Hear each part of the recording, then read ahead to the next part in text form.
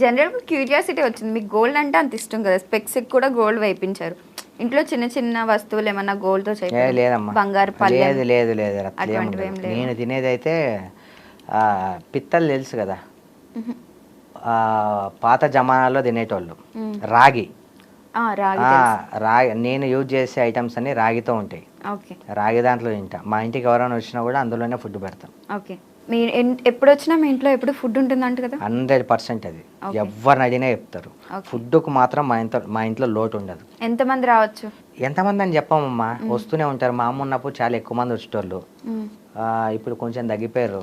ఎవరన్నా నాకు ఫస్ట్ ఎవరు వచ్చినా ఫుడ్ పెట్టిన తర్వాత ఏదైనా మాట్లాడతాను. ఓకే. మీ ఇంట్లో ఎంతమంది ఉంటారు?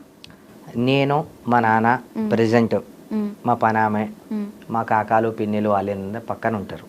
కానీ మా ఇంట్లో మాత్రం నేను, నాన్న. అమ్మ ఉన్నప్పుడు బాగా సందడిగా ఉండేది. ఓకే. ఇప్పుడు లేదు. ఓకే.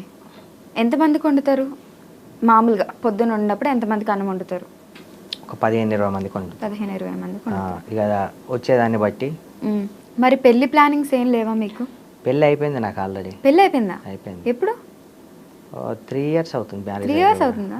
మరి ఆమె ఎక్కడ ఉంటారు? వదిలేయండి ఆ టాపిక్. చెప్పండి.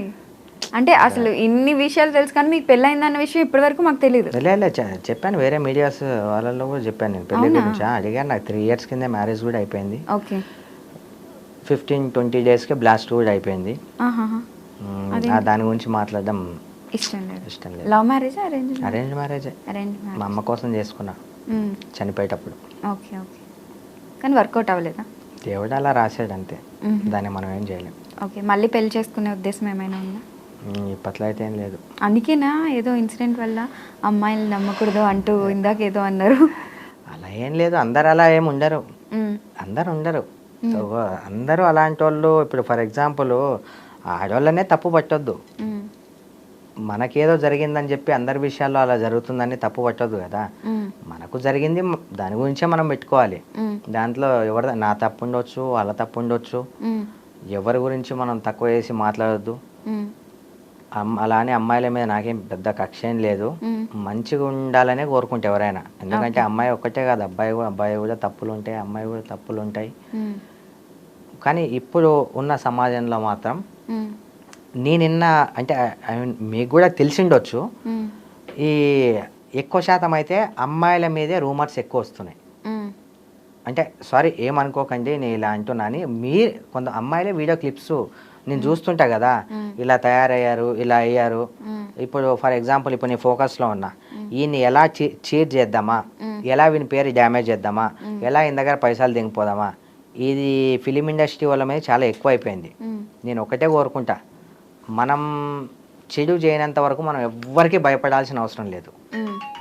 నేను ఇదే నమ్ముతా. నేను ఎవరికి చెడు చేయలే, నాకు ఎవరి మీద కోపం లేదు. అందరూ ఆడవాళ్ళు అంటే నా అమ్మతో, అక్కతో, చెల్లెళ్ళతో సమానం నాకు. మీకు ఏమైనా ప్రపోజల్స్ వచ్చాయి ఇప్పుడు ఇన్స్టాలో? అది చాలా చాలా చాలా చాలా వచ్చాయి. నాకు ఆ ఇన్స్టాలో మెసేజ్ చేయాలన్న భయం అవుతుంది.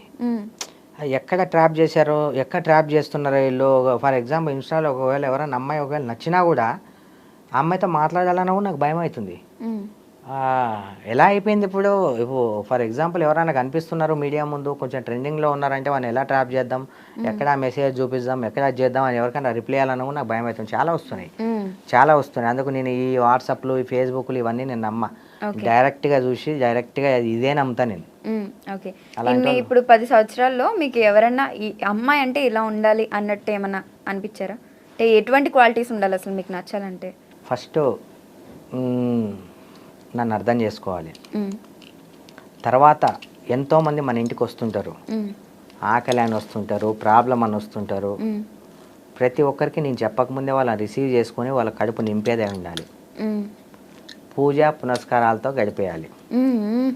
ఇలాంటి అమ్మాయి అంటే నాకు చాలా ఇష్టం. నాకు ఆ అమ్మాయి దగ్గర ఏం అవసరం లేదు. నాకు ఒక్క చిల్లి గవ్వ కూడా నాకు అవసరం లేదు.